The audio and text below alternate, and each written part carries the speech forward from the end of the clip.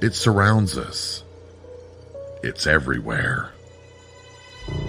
Tonight, you will hear from the people who live and work within these highly active locations, all in the efforts to discover America's most haunted. With your host, ghost hunter and author, Dan Terry.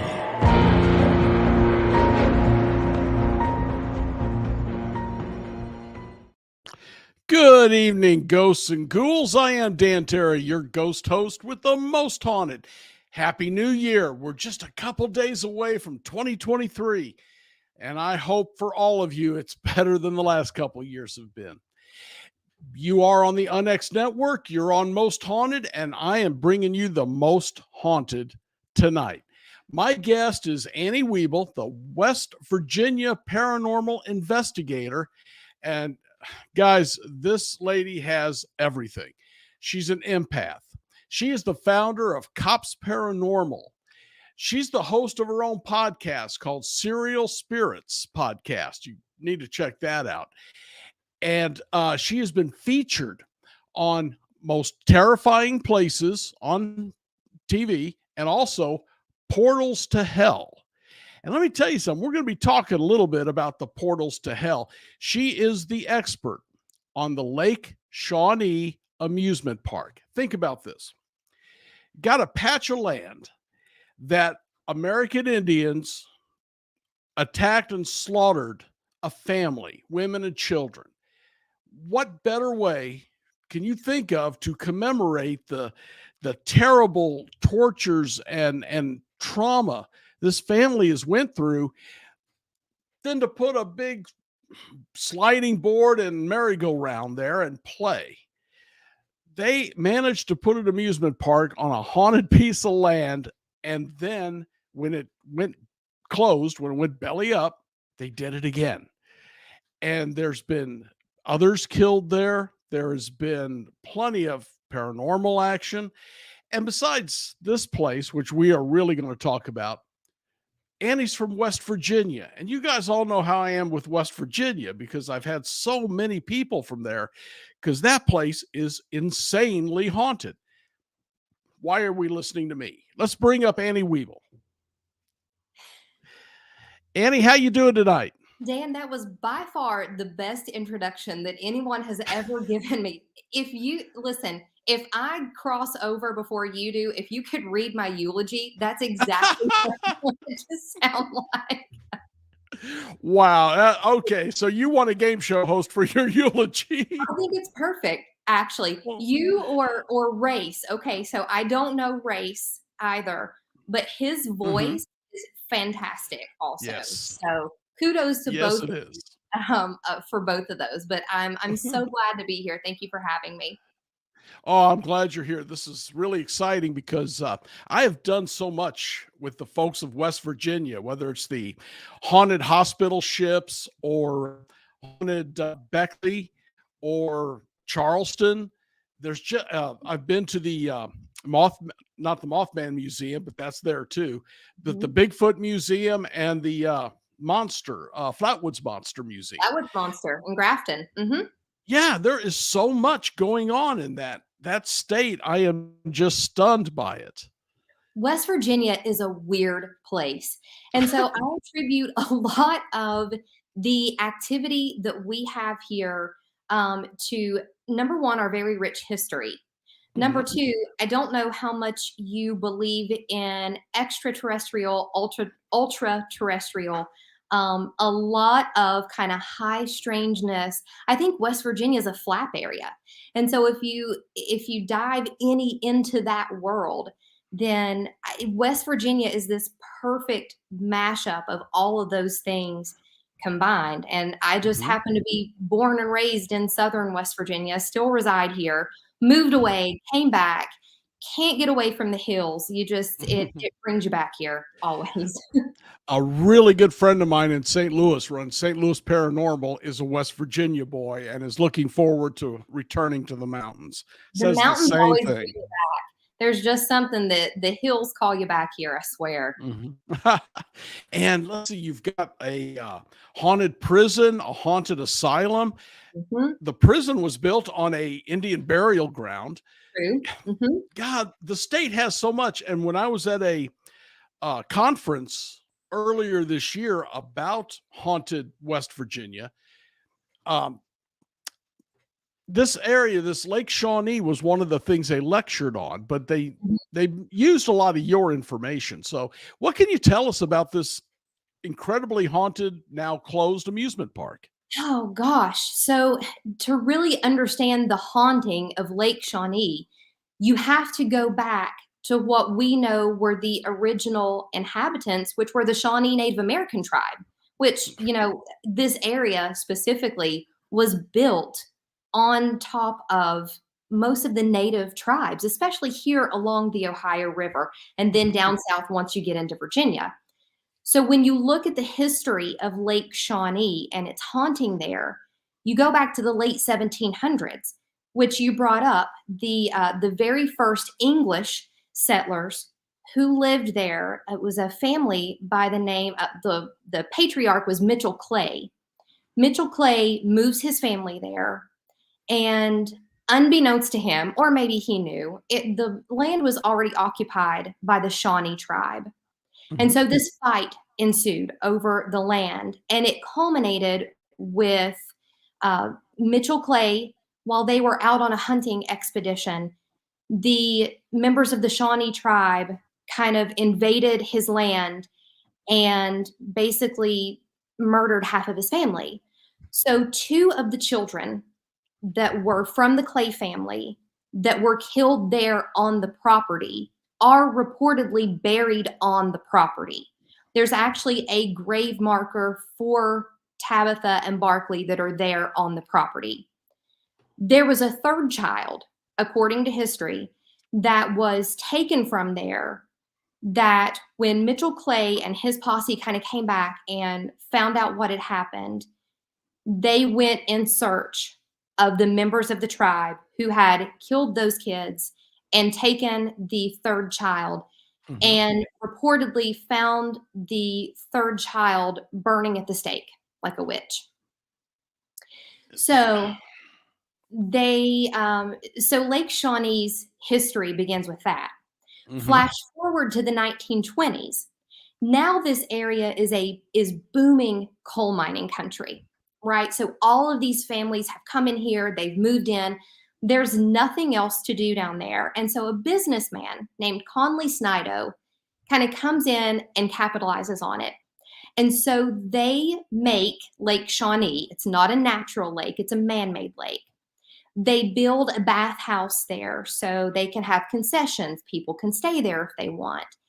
And then all the way forward to the 1960s, when you're moving the kind of carnival rides and attractions onto the property, Mhm. there were reported deaths between the 1920s and the 1960s.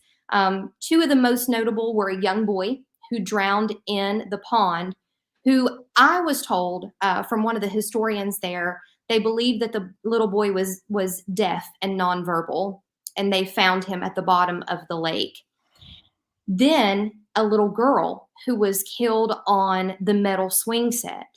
It was this big metal swing set, if you can picture it, it's just like these wooden planks and these big metal chains, and it spins faster, and as it spins faster, the circumference widens. Sure.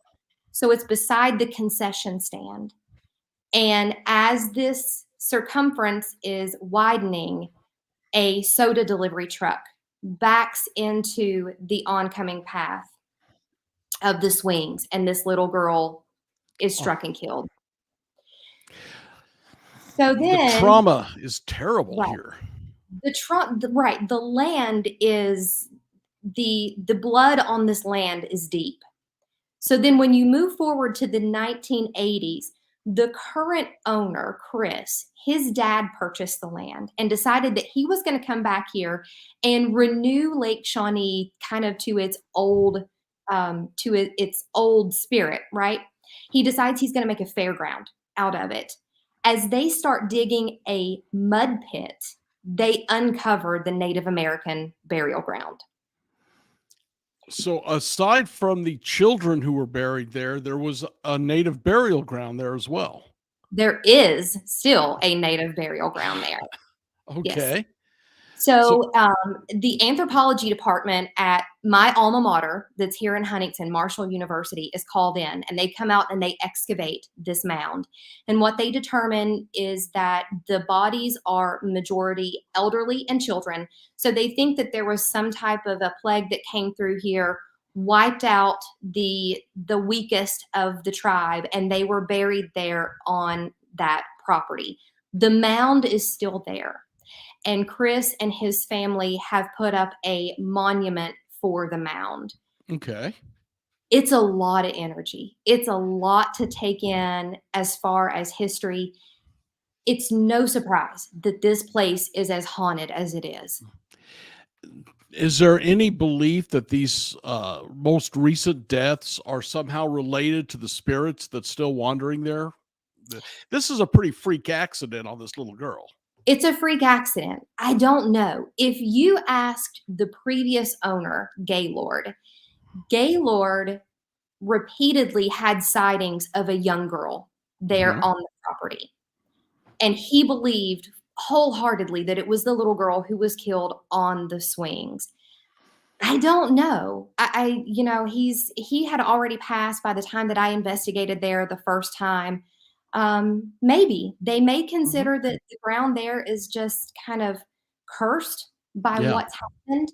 But he definitely felt like he interacted with that young girl who had been killed there.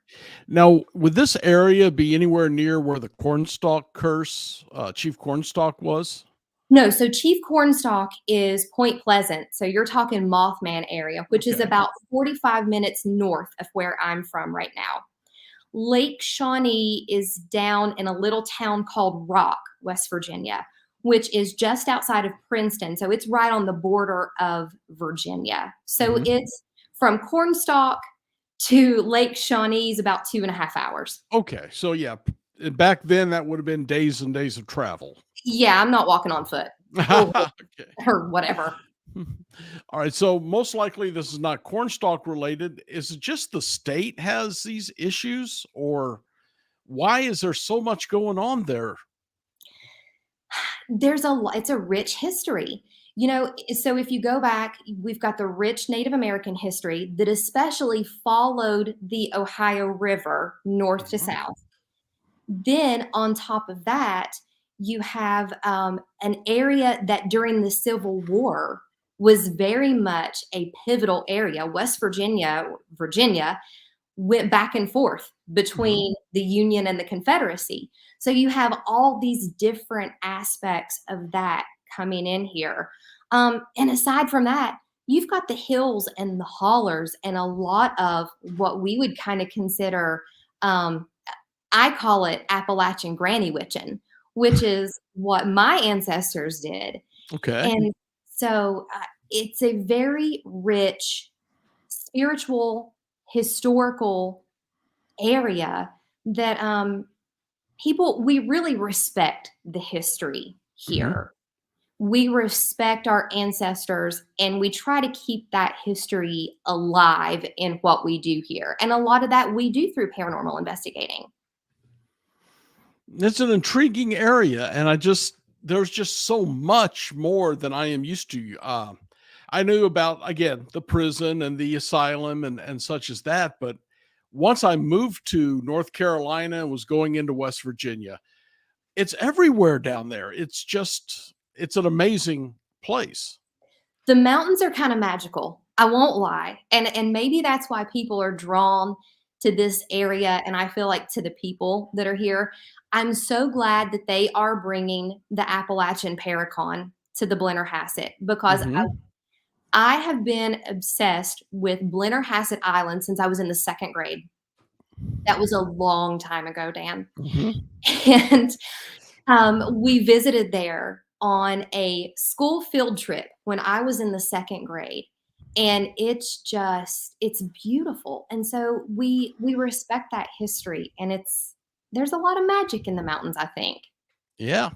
And now that you brought it up, we was going to talk about it later, of course, but you're going to be speaking at the Blennerhassett in March. Yeah.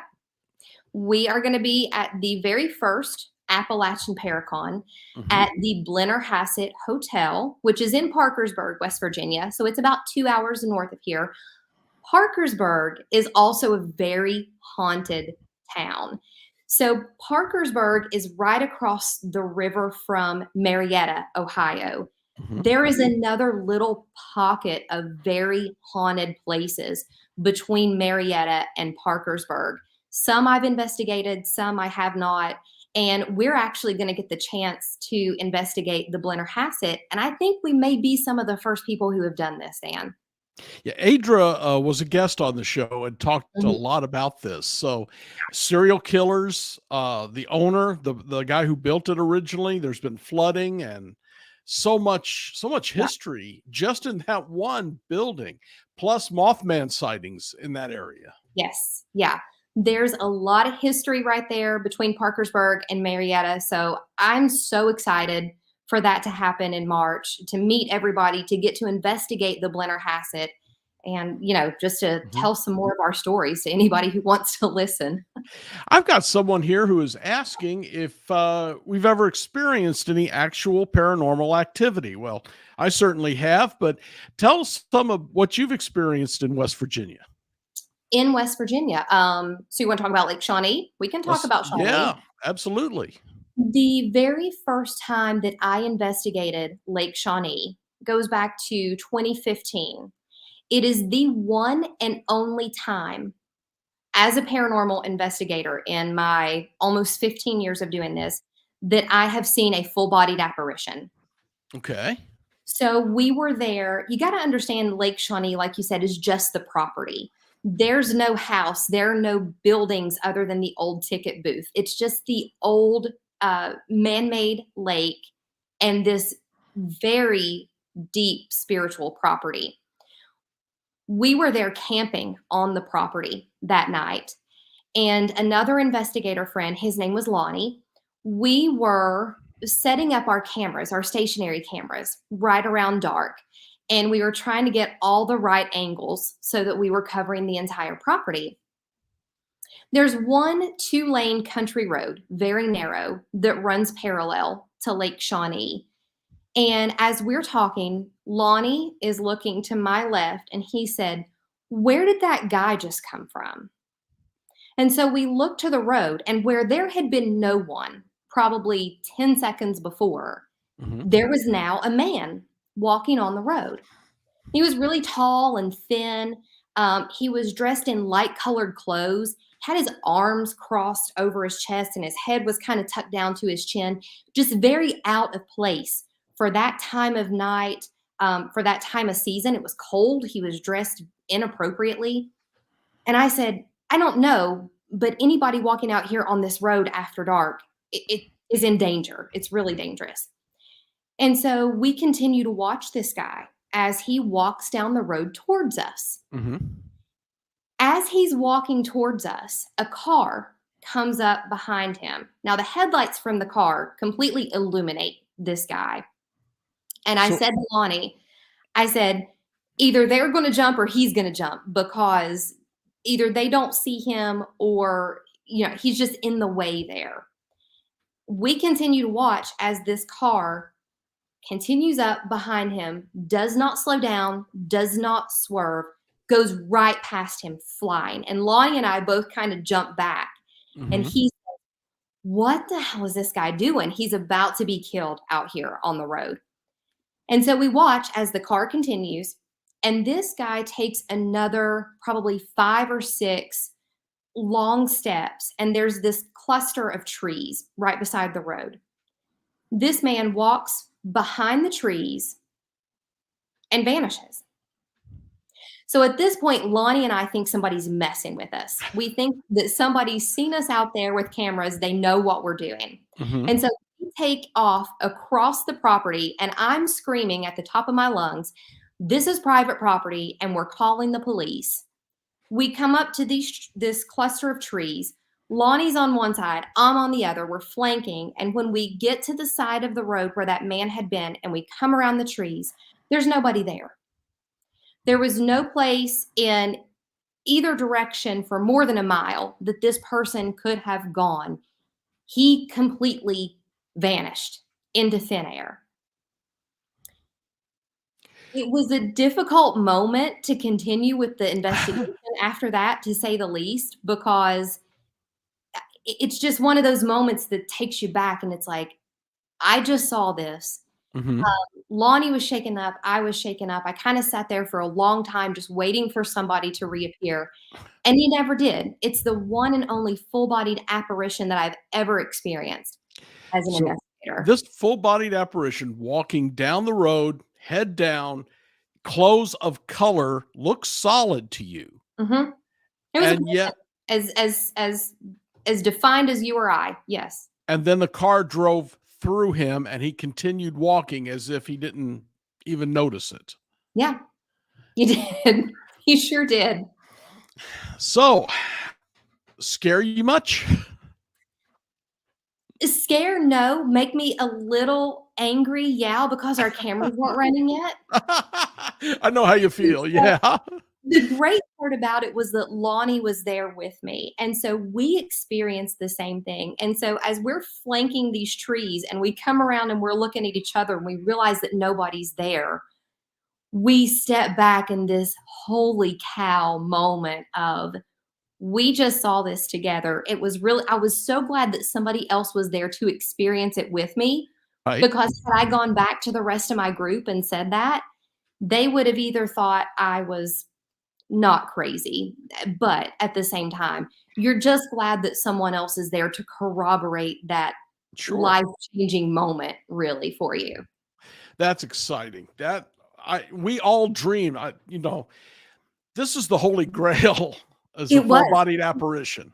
It was the holy grail of paranormal investigating, and I think that's why this was only the second time that Lonnie had ever been on an investigation. Mhm.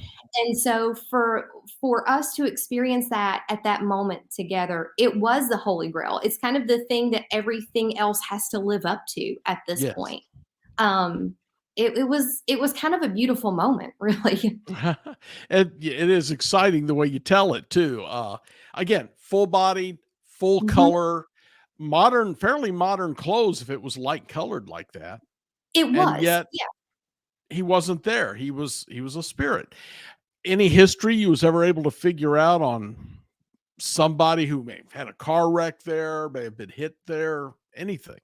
So in talking with Chris, who's the current owner, I relayed that experience to him the morning after it happened. And it didn't click for him until I mentioned the detail that this guy had his arms crossed over his chest as he walked. Chris told me that he had an uncle who lived on the property in an RV after his dad passed. His uncle kind of stepped in and decided that he was going to take over the property and he was going to do like fishing tournaments out of the lake. And he said, it's interesting that you say that because I don't even remember his name now. Uncle so and so used to walk like that and used to stand like that. He always had his arms crossed over his chest. And what years would that have been? Are we talking the mid 20th, late 20th century? So we investigated there 2015. Mhm. Don't remember when his dad passed, but Chris had taken it over within 5 years or so. So I would say 2010 to 2015. It was fairly recent. Okay. Okay. Next story. I'm sure Lake Shawnee has more than this guy, although that is going to be tough to beat. He's hard to follow, yeah. Yeah. So, I got a question from a guy who says wants to know the most paranormal location in the states that we've been to. Missouri State Penitentiary would be for me, I believe. Maybe Enoch's Knob Bridge down in Missouri. I haven't done much in North Carolina yet. What have you got? So West Virginia, let's talk about Trans-Allegheny Lunatic Asylum in Mhm. Weston, West Virginia. Very paranormally active. But I love to go back to the very first place that I ever investigated, and it's called the Ramsdale House in Cerrito, West Virginia. I've heard of that, but I don't know why. So the Ramsdale House was a stop on the Underground Railroad. It's right along the Ohio River, about 10 minutes from where I sit right now. Back in the day when we started doing paranormal investigating, the people who owned it let us come in to do some investigations. So it was built by abolitionists who were from Massachusetts, the Ramsdale family. They came down here, and Captain Ramsdale was captain in the Army. He actually helped rebuild the U.S. postal system after the Civil War. So you had the history of the Underground Railroad, him being in the Army, the things that he did for the country, basically after the Civil War. It was always a very active place. And we haven't been able to get in there in a long time. Some new owners took over, the city owns it. But the Ramsdale House has a very special place in my heart because it was my very first investigation, and the spirits there were always very good to us. And what kind of evidence or what kind of interaction did you have with them there? A lot of EVP activity Okay. there. If I can ever find it, I'll send it to you because it's on the oldest recorder that I have. My very first investigation ever was at the Ramsdale House, and still captured the absolute best Class A EVP that I've ever caught on an investigation. And we were in the basement there. Mhm. And there was a man that they called William, who they thought may have been a former enslaved man who passed through the area and for some reason decided to stay. We were all in the basement in the total pitch dark, and we had a K2 meter sitting in the middle of our circle. And you hear on the recording later, the K2 meter beeps, and you hear the person beside me say, "Oh, I just feel like someone brushed up against my lap." Right after this guy says this, I caught a Class A perfect EVP of a very deep man's voice saying, "Excuse me." Wow. I still get chills thinking about it. It was so perfect in He's that moment. polite. He was so polite. William, whoever he was so polite, and that's why we loved going back to the Ramsdale House when they allowed us in, because we always had activity, and it was all beautiful and polite, never anything negative. They would let you know when it was time for you to leave too, because they would Oh. just stop talking to you. When they were ready for bed, it was time to go. Was that at a normal time? One of the places I used to investigate at midnight, between midnight and 12:30, everything stopped. It was about midnight. Yeah, Okay. it would stop, and, we always kind of attributed it to, Mrs. Ramsdale, and but she would come up occasionally in our EVPs. She was very quiet, but she would let you know when it was time to go too. She's gonna go to bed. So a very noble woman. She She's was. polite, she is taking care of her guests, but when it's time to go, it's time to go. It was time to go. She was ready for the party to be over, and we were happy to oblige. Whatever information we got from him that night, when she was ready to go to sleep, we left. Oh, West Virginia spirits are just so different from the ones I'm used to. It's incredible. They're Uh, polite, I would think, yeah. okay, so we've got the Hemsdale and we've got the Lake Shawnee. What Mhm. else? Where else have you been down there? I'm getting And people wanting to hit West Virginia right here. so West Virginia, we can talk a little bit about Trans-Allegheny. Have you ever been? I have not yet. No. Trans-Allegheny is enormous. And as far as the scale of the location, I think that's what's most frightening about Trans-Allegheny is the scale of the location. I spent one night there, and it's Mhm. been a long time ago. And we had a guide at the time who was there. They called him Copperhead. His name was Greg. Greg's still around. I just don't think he's he's not at Trans anymore. And he walked us through the location. A lot of shadow play activity there, a lot of EVPs, a lot of just very uneasy feeling, which Okay. I guess you could imagine from a place that has that kind of history.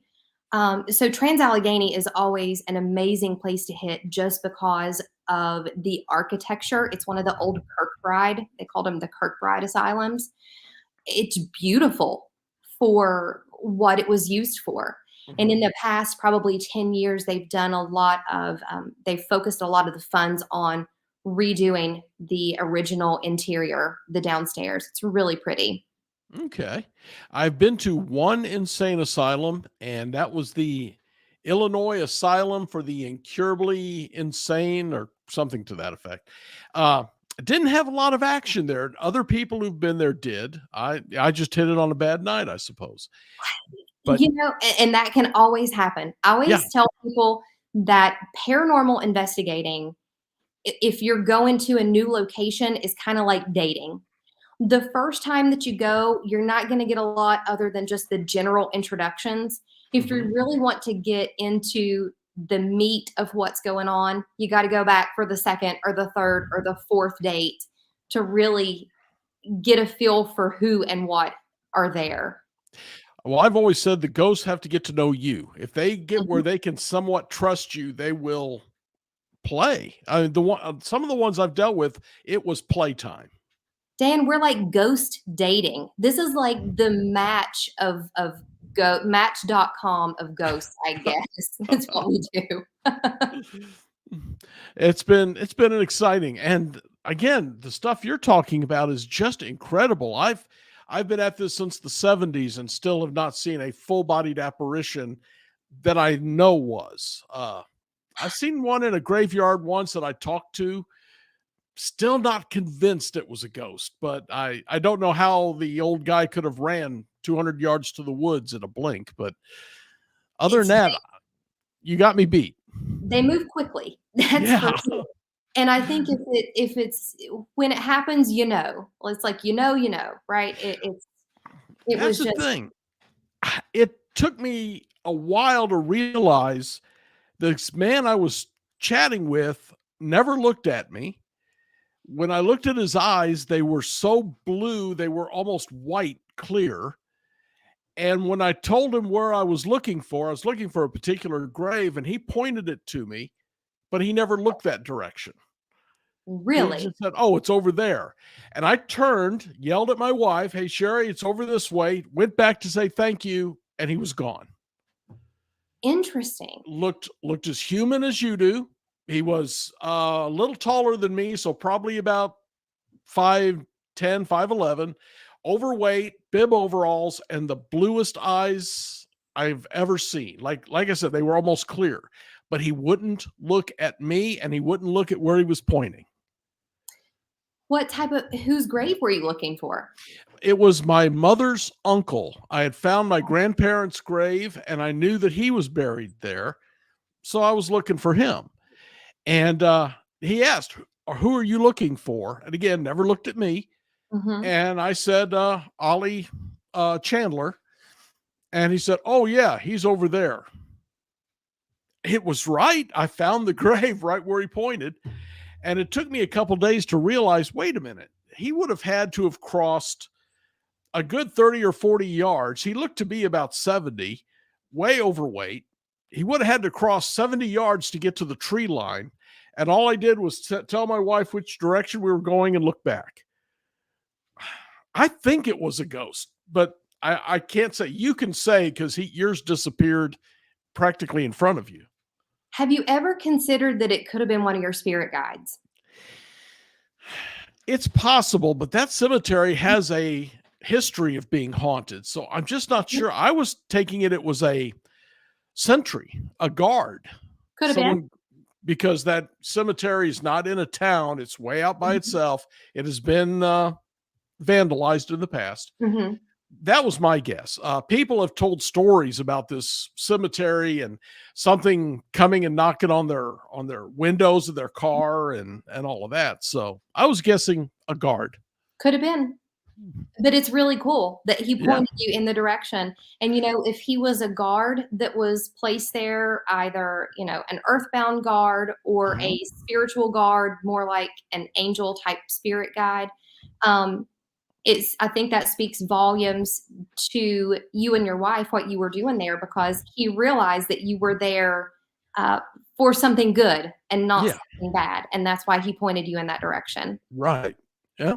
You're probably right. Like I said, it was just in this case, it took me a good 2 or 3 days to stop and think that there was something wrong with this whole meeting here. That's really cool, though. I Mhm. love stories about that. People have these really close, intimate encounters. That's what makes the paranormal real for everybody, right? These types of encounters like that. Mhm. Here we have someone asking, do you believe in cryptids? Yes, 1,000,000%. Yes, We have, you have the Bigfoot and the Wild Man, in West Virginia. and Mothman. And Mothman, Mhm. and I guess we could even throw in, the Flatwoods Monster in that one. Flatwoods Monsters, Grafton. So he's a little north of here. So the closest to me would be Point Pleasant, which is this Mothman area. Mhm. And I visited the TNT bunkers that are there, which is where the locals kind of think Mothman originated from. I had what I consider a cryptid type encounter out there, even though it's still one of the most bizarre things that I've ever experienced from a paranormal standpoint. Oh, do tell. Oh, okay. So this gets a little weird, Dan. Okay. Hey, that's my middle name. Go ahead. So, when I started out doing ghost hunting, I believed in cryptids, but had never had any type of encounter with anything like that. And in September of 2018, when we started our podcast, we decided to meet up with some other podcasters at the Mothman Festival. And I literally said out loud that if Mothman exists, I want to have some type of an encounter slap me right in the face. I want it to happen. I want to know that it's real. Mhm. And so when we went out there for the weekend, there's an area just outside of Point Pleasant that they call the TNT bunkers. Mhm. The TNT bunkers during World War II were where the US government created and stored ammunition. They bought it from a local man here. I ended up crazy synchronicities in all of this story. I ended up knowing the guy's grandson who originally owned this property. It's just crazy. Mhm. So we go out there, and these bunkers are nothing more than these enormous igloo shaped concrete buildings that are off of a very remote road. So it's just really kind of farms out there, basically. And so we go out there with some friends. We've investigated a bunch of the bunkers. Nothing's happening. We get down to the last one where it's me and my podcast partner Brendan and our friend Toby, who's from Texas. And we decide this is the last one that we're going to look at because they all kind of started to look the same. As we are getting ready to leave the bunker, we start hearing shouting from the woods around us. We start hearing a woman calling for help. And so we get to the door of the bunker, and Toby's there first. It is completely dark out here. You're in the middle of nowhere. And from the woods emerges this woman. And she says, "My granddaughter is out here. She's having some type of a medical emergency, and I'm trying to find her." And so we kind of all have this moment of stopping and looking at each other and saying, number one, how did this woman get out here without a flashlight? Like, where did she just come from? Right. So Toby takes off down this path with this woman with his flashlight, kind of leading her out. And Brendan is standing at the door of the bunker, and I'm behind him. And I literally said, what just transpired here, right? That was strange. The only way that I can describe it is if you've been in a really haunted location, you know that feeling of when you're not alone anymore, when Oh some yeah. type of an energy invades your space, right? It went from being just myself and Brendan to something else that I was feeling very distinctly behind me. And so when I turn to the back of the bunker, there is a figure there. And the only way that I can describe it is more human than not human. Very pale skin, no hair, huge blue eyes. That's why when you said that about the person that you encountered in the cemetery, Hmm. the almost clear blue eyes. And this being was wearing what I could only describe as like a 1950s or 60s male nurse's uniform. You remember like One Flew Over the Cuckoo's Nest, like the really polyester starch, short sleeve shirt with the little collar and the buttons and the pleated Hmm. pants. And when I turn around, this being is just standing there smiling at me. A human smile. Yes, yeah. Okay. And so it takes me a few minutes or a few seconds to realize, okay, this is not a real person here. This is something that I'm seeing in mind's eye almost. And I turn back to the door to say something to Brendan, and when I turn back again, he's gone. And so I didn't say anything until we got back to the main road. And so the woman that had emerged from the woods was real.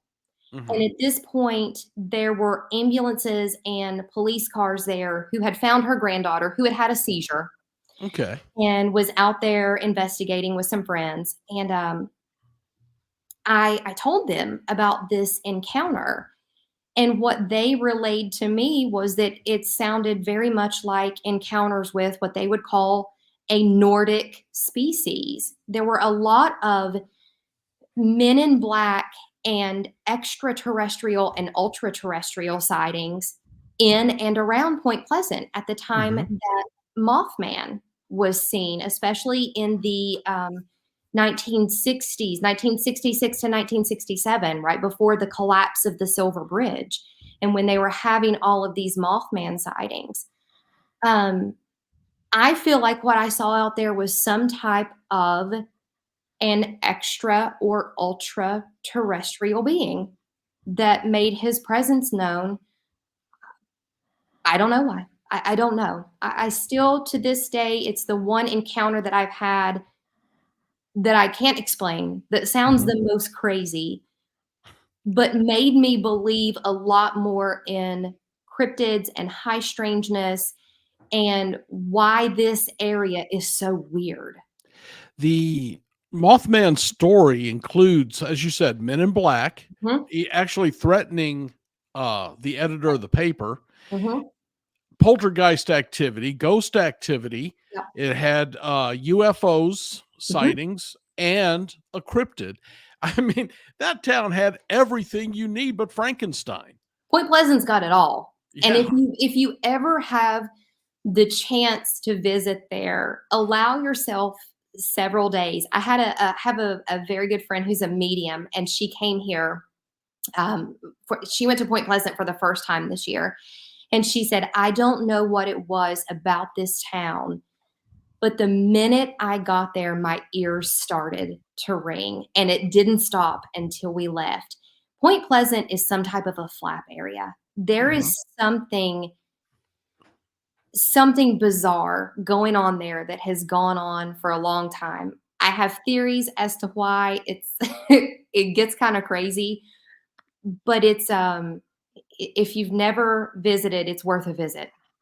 Well, I did want to swing through, but I'm not going to have much time. But I want to swing through after we're at the Blenner House because it's Yes. only like an hour away or something. It is. If you get the chance, if you guys get the chance to stay the night in Point Pleasant, there's an old hotel there called the Low Hotel or the Mhm. Low Inn, that is also reportedly haunted. So if you stop in Point Pleasant, stay at the Low Hotel. Okay. All right. So, Annie, you have done so much. What would be, and we're going to say aside from the Shawnee, what would you say is the place you would say if you want to invest a ghost encounter? This is where you go. Oh gosh. Let's think. I always go back to a location in Ohio called Prospect Place Mansion. I've heard of it. Yeah. Okay, so Prospect Place is in a little town called Trenway, Ohio, and it was also a stop on the Underground Railroad. I've been to Prospect Place multiple times, and it never fails to have activity. There's a very pleasant woman who will meet you there and talk out loud to you. Um, I had an encounter with someone from Prospect Place even before I investigated there. She made herself very known to me before we investigated there the first time. And then I got to to Prospect Place, and her picture was hanging on the wall. So I knew she was definitely from there. But Prospect Place has a very deep history and is always very welcoming and always very active. Okay. We'll have to check that out sometime then. It's beautiful. I think I sent you a picture of something that we captured there on one of our first investigations that we've never been able to identify. It almost looks like a masked figure. Little Okay. creepy, but yeah. You sent a video of something crossing in front of the video camera. Mhm. Race, do you have that close? So this is at Lake Shawnee. Okay. We were actually on a we had taken a group there. It was the second time I'd ever been. We were seeing so you see this light move through here? Now watch Uh-huh. right behind it. This mist forms and is then gone.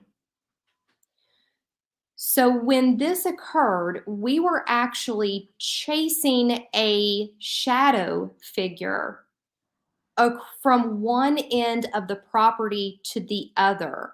So Mhm. you see that first light there is our investigator's flashlight. This is Okay. this camera. You see that kind of light flying in there, and then this mist that comes up behind it and is gone. We were on the opposite side of the property.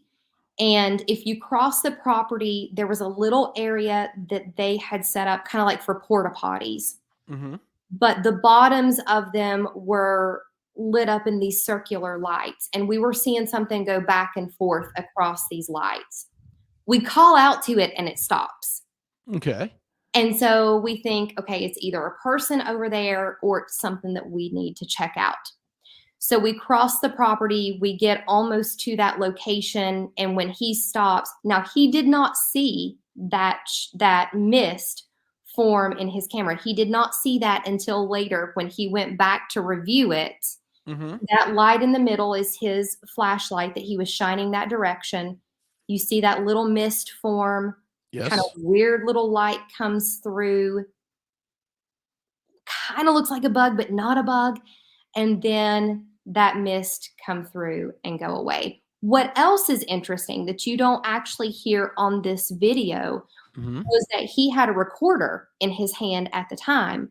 The recorder picks up very distinctly what sounds like a horse whinnying. So almost like someone rode up on a horse and it stops and you pull back on Yeah. the bridle and it makes that noise. So in that moment when he picks up that mist, he hears that noise that sounds like the horse. But none of it we knew in real time until he went back to go back over that footage again. Well, that must have been a surprise for you.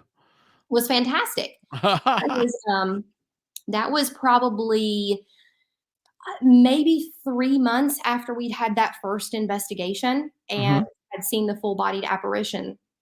So we were eager to get back and to try to catch some of it on camera or on EVP, something that we could actually take back as some type of hard evidence. And we got that.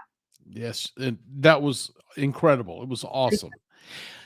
We've got to be, you and I, at the Blennerhassett on March 18th.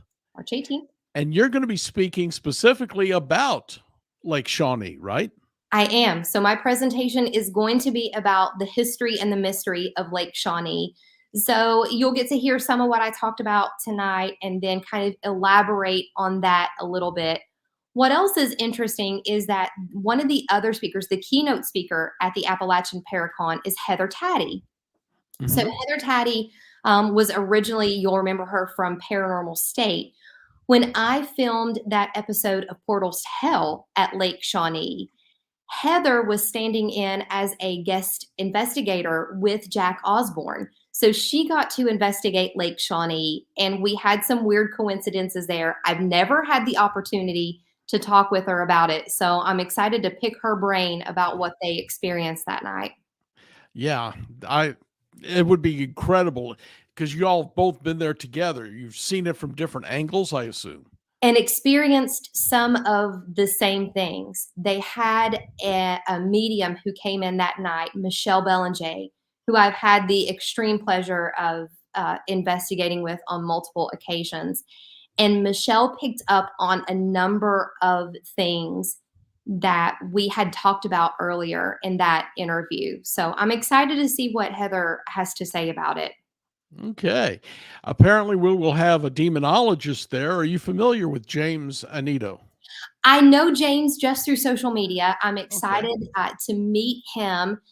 I don't know many demonologists, actually.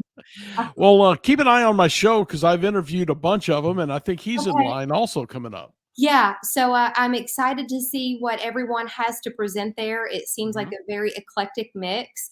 And the Blennerhassett is just beautiful. I think it's going to blow everybody away when they get there. Not just the building itself, but the town between Parkersburg and across the river in Marietta. It's just beautiful, and the history is deep and rich, and a lot of antique stores and things like that. It's worth a few days spending there if anybody's got it.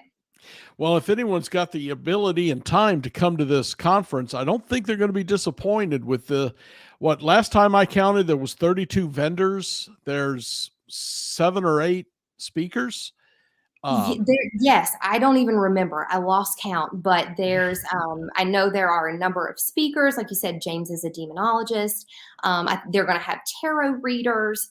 All of these vendors who are coming in from across the state. I think that Adra has put in a phenomenal amount of work on this, and I'm so excited to be there.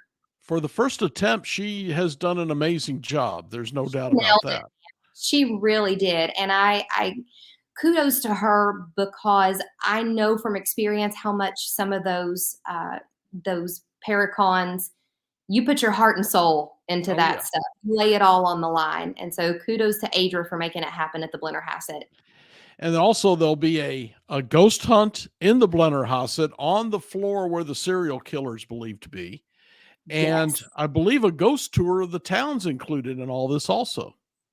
Ghost tour of the town. So they're going to take you around the town of Parkersburg. And then I believe it's the 4th floor of the Blennerhassett. I've never stayed in the hotel, so been through, never stayed, that they are closing down that night so that we can investigate. And I'm super excited for that. Yeah, me too. This is going to be an interesting time. Folks get the tickets. Anything else you've got planned? Anything people need to know about what you're doing? Not publicly. We got a lot of private investigations coming up over the next few months. But if anybody wants to touch base with me, I'm always excited to hear from people who have had experiences, who would want to share experiences. I still do Serial Spirits podcast, and we love to have listener submission stories. So if anybody ever wants to send us a story to air on Serial Spirits, We'd love to do that. And you never know where we're going to pop up throughout the year. Well, be sure and let us know, because I can get something up here and let folks know about it. I'm sure they want to follow you. In fact, Absolutely. I've got one person here saying Prospect Place never disappoints. Mhm. I've got one that says Annie is hot. I've got one that says Annie and has 2 hearts by it. So I think you've won the hearts of the viewers. Well, I appreciate that. Thank you. Well, again, you've got the attitude. You're as excited about this stuff as I am, and that is incredible. Incredible or weird or a combination of both. I'm excited to, I've done this for a long time and I love to share it with people. Love to hear everybody's stories. So Mhm. send me friend requests on Facebook. I love to hear from people, and we really hope to see everybody in Parkersburg at the Blennerhassett. I would like to see this blow it out. Just I be as would huge as they can hold. blow it out of the water, and then we'll be back in 2024. Mm-hmm. Annie Weible with COPS Paranormal and with Serial Spirits Podcast. Mm-hmm. Where can they find that? Serial Spirits is on all your major podcast outlets. So Apple Podcast, iTunes, iHeartMedia, Stitcher, Spotify, wherever you want to subscribe to your podcast, you can listen to us there. Again, if you have listener stories, I always love to submit those. People love to hear other people's paranormal encounters. Yes. Or if you have topics that you would like to hear covered on Serial Spirits. We do everything from paranormal to cryptids to true crime. Feel free to reach out to us. All right, Annie Weible, thanks again, and you have a happy new year. I will see you in March. Happy New Year, Dan. Take care. Well, there you go. She is so excited about this, and that gets me excited about it because, well, you know me, I love the ghost stuff anyway. But when I'm with other people who have the same kind of atmosphere and drive and attitude, just makes it all better. Hey, folks, have you joined up with the UNX network yet? Are you a subscriber? It's free. Think about all the stuff you get if you join up here. Go to the unxnetwork.com front page, go down a little bit, fill in your email address and such. And the stuff you get just by putting your name in there, a monthly UNX newsletter. You get access to the X blog. And I know lately we've been talking a lot about the UFO flap in Missouri, pilots reporting the UFOs they're seeing. And the big one here, you get the free digital copy of the quarterly UNX magazine. And that is incredible. It comes straight to your mailbox. You don't have to go out and buy one. You can read it at your leisure. The dark one you see there was October's. I did a story on the battleship North Carolina and the ghosts in there. I usually have a story or two in these. There is a story on the last witch hunt in Missouri. And there's also a story on other witch related stuff, haunted stuff. And I even did one short article on the legends of Halloween. And by legends, I'm talking about when people claimed that they were putting razor blades or pins into apples, poisoning candy, killing children. Man, that we got right down to where those stories came from and how accurate they really were.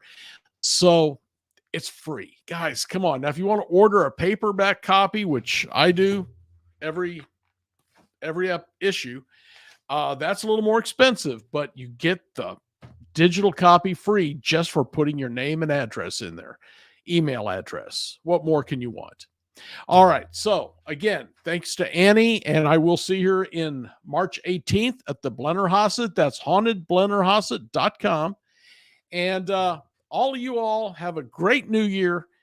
Stay safe and stay spooked. Good night.